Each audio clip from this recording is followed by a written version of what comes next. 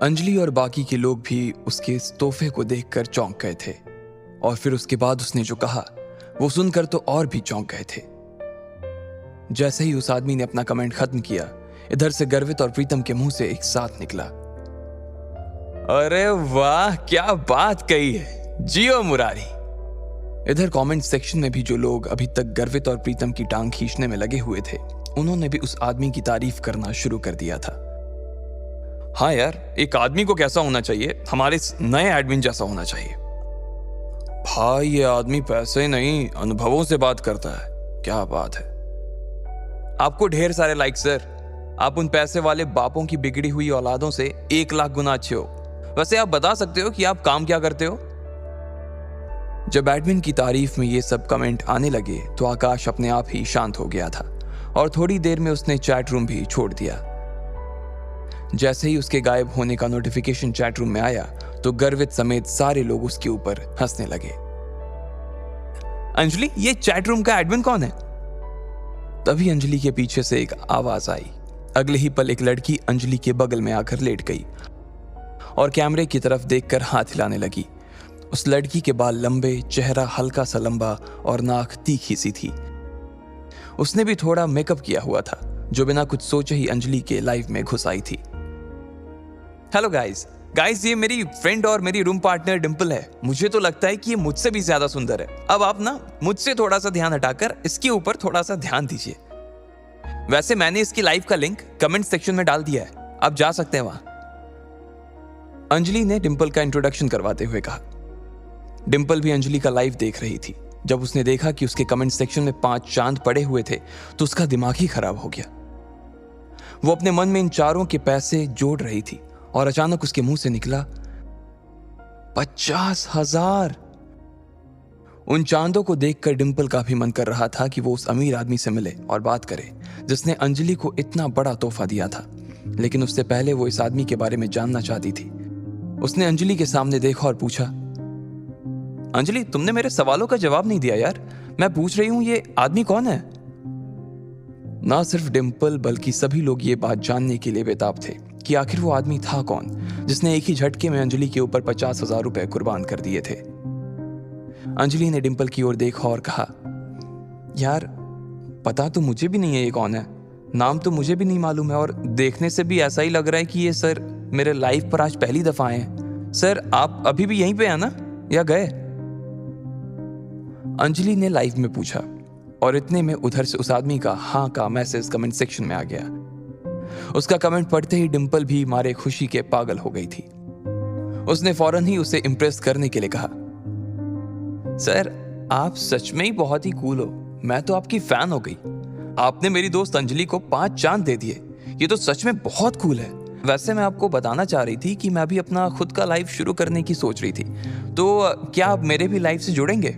I promise मैं आपको अंजलि से भी अच्छी रिटर्न गिफ्ट दूंगी, डिंपल ने कहा और चमकती हुई आंखों से कैमरे की ओर देखने लगी।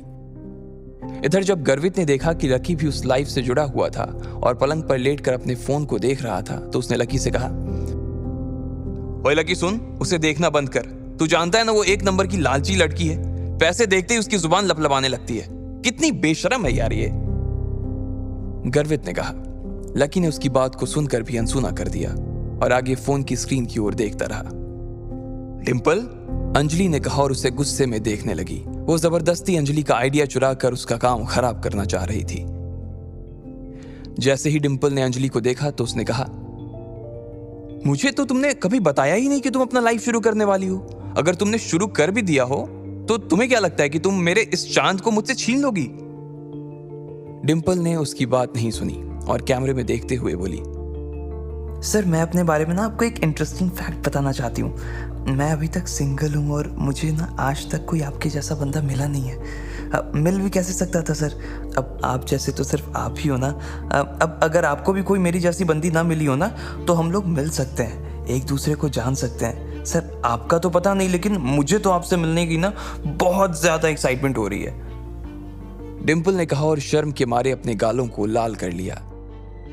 ये डिंपल की कला थी, वो जब चाहे अपने चेहरे का रंग बदल सकती थी।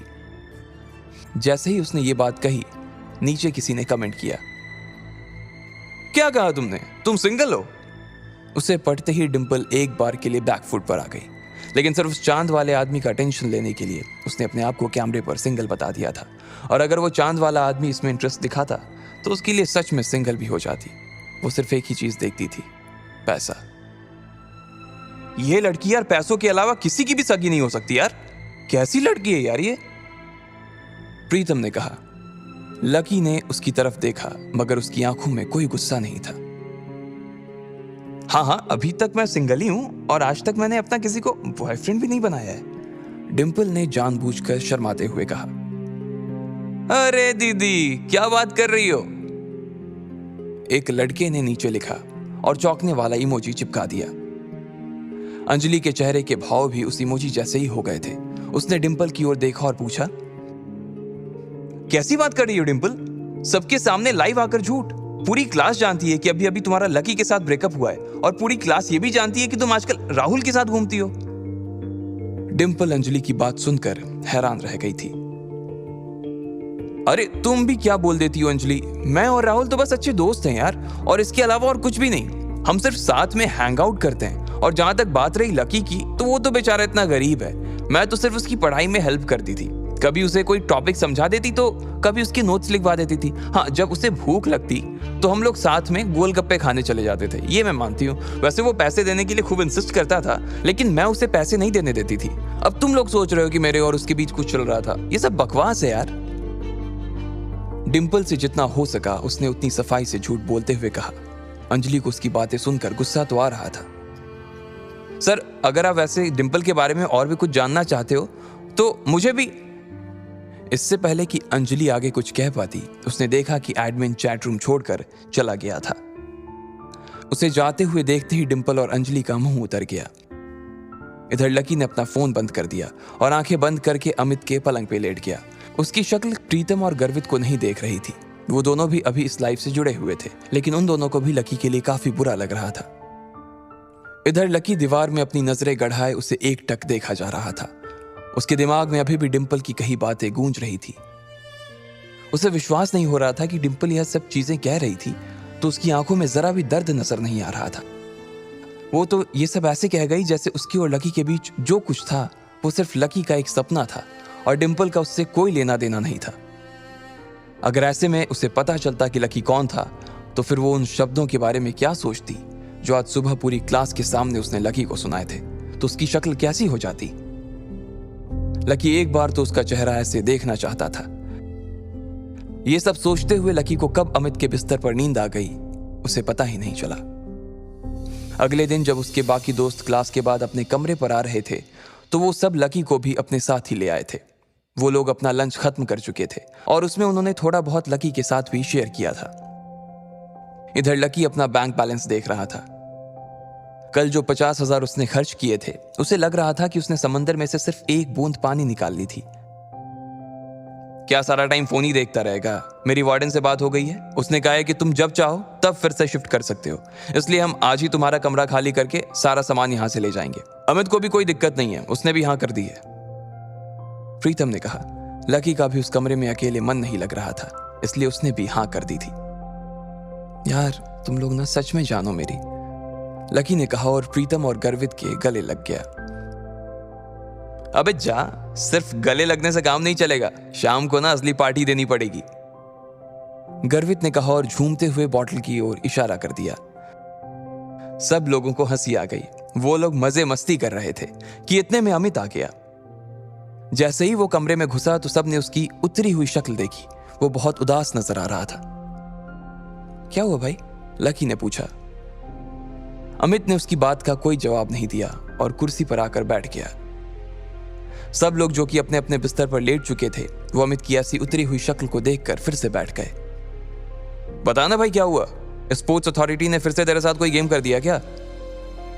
गर्वित ने पूछा और लकी की ओर देखने लगा। अमित कुछ नहीं बोल रहा था और बस अपना चेहरा लटका कर बैठा हुआ था। उसे कुछ समझ नहीं आ रहा था कि आखिर उसके दोस्त उसकी बातों को कैसे लेने वाले थे, लेकिन उसके पास और कोई नहीं था जिससे वो ये सब बता सके, इसलिए उसने कहा, नहीं कोयल को कुछ हो गया है, और कहते ही उसने अपनी गर्दन नीचे झुका ली। बाकी तीनों लोग घबराई हुई नजरों से उसे देख रहे थे। पर हुआ क्या भाई? कोयल ठीक है? लकी ने उसके पास लगी कुर्सी पर बैठते हुए कहा। जिस हिसाब से अमित की शक्ल वो देख रहा था, लकी समझ गया था कि मामला इतना सीधा नहीं था जितना बाकी लोग समझ रहे थे। अमित वैसे भी छोटी मोटी चीजों से घबरा जाने वालों में से नहीं था। तुम्हें मालूम है, कल जब कोयल बिना लंच किए ही उठकर चली गई थी तो वो उस लड़के से टकरा गई थी, याद है? फिर उन दोनों के बीच कहासुनी हो गई और फिर हम लोग बीच में ही कूद गए थे। बाद में कोयल ने वहां से निकलकर पुलिस में उसकी शिकायत भी कर दी थी, लेकिन मुझे आज मालूम पड़ा कि वो आदमी कौन था। अमित ने घबराते हुए कहा। कौन था? लकी ने पूछा। सब लोग अमित के चेहरे को बिना पल के झपकाए देखे जा रहे थे। वो मोहित रायजादा था। उसके पिता लायन ग्रुप ऑफ कंपनीज के मालिक हैं और वो लायन ग्रुप का आने वाला सीईओ है। Lion group? प्रीतम के मुंह से निकला। उसने अभी जो सुना था उस पर विश्वास ही नहीं कर पा रहा था वो, इसलिए चौंक कर उसने अपनी कानों को 2-3 बार खुजाया। भाई, लायन ग्रुप तो दिल्ली की 10 सबसे बड़ी फर्मों में आता है ना? अरे यार, कोयल ने कितनी बड़ी मुसीबत ले ली है। जब लकी ने उसे शांत करवा ही दिया था तो फिर उसे पुलिस स्टेशन जाने की क्या जरूरत थी यार? गर्वित ने कहा। अचानक ही कमरे में बैठे सभी लोगों की नींद खुल गई थी और उनके दिमाग की बत्तियां जलनी शुरू हो गई। लकी देख पा रहा था कि गर्वित अभी भी बड़बड़ाए जा रहा था, इसलिए उसने उसे शांत करवाने के लिए कहा। हाँ, लेकिन कोयल भी तो किसी बड़े परिवार की बेटी है ना भाई। उसके पिता का अकाउंट अगर न्यू सिटी बैंक में है तो वो भी तो पावरफुल होगी ना, लकी ने कहा। भाई, उसके पापा की कोयल ग्रुप ऑफ कंपनीज नाम से फर्म तो है, वो भी बहुत बड़ी है, लेकिन लायन ग्रुप के आगे वो कुछ भी नहीं है यार। और मैंने तो ये भी सुना है कि लायन ग्रुप और कोयल ग्रुप के बीच कुछ प्रोजेक्ट्स पर पार्टनरशिप चल रही थी। लायन ग्रुप ने कोयल ग्रुप को कुछ काम दिलवाया हुआ था, लेकिन अब इस झगड़े के बाद वहाँ से कोयल के पिता के पास एक लेटर आया है और अब वो कह रहे हैं कि उनकी सारी पार्टनरशिप वो ख़त्म कर रहे हैं और ये भी कहा है कि आगे से वो कोई काम नहीं करेंगे। ये सुनते ही ना भाई, कोयल के पापा सख्ते में आ गए। बस यही समझ कि उन्हें हार्ट अटैक नहीं आया है, वरना हमारे बीच नहीं होते वो आज, अमित ने कहा। लकी उसकी बात को सुनकर सोच में पड़ गया। आखिर इस सब में वो क्या कर सकता था? फिलहाल तो उसे कुछ समझ नहीं आ रहा था, लेकिन अभी उसके लिए कुछ ना कुछ करना जरूरी था। मारे गए भाई, मारे गए। गर्वित अभी भी अपने आप बड़बड़ा रहा था। उसके बोलने के बीच ही अमित का फोन बजने लगा। सब लोग उसके फोन की घंटी की आवाज सुनते ही शांत हो गए थे। आखिर किसका था वो फोन? कोयल की वजह से इन तीनों के ऊपर क्या संकट आने वाला था? और क्या लकी कोयल और अपने दोस्तों को इस मुसीबत से बाहर निकाल पाएगा? इन सारे सवालों के जवाब अगर आप जानते हैं तो कमेंट बॉक्स में हमें भी बताएं। और आगे की कहानी जानने के लिए सुनते रहें लखपति, सिर्फ पॉकेट FM पर।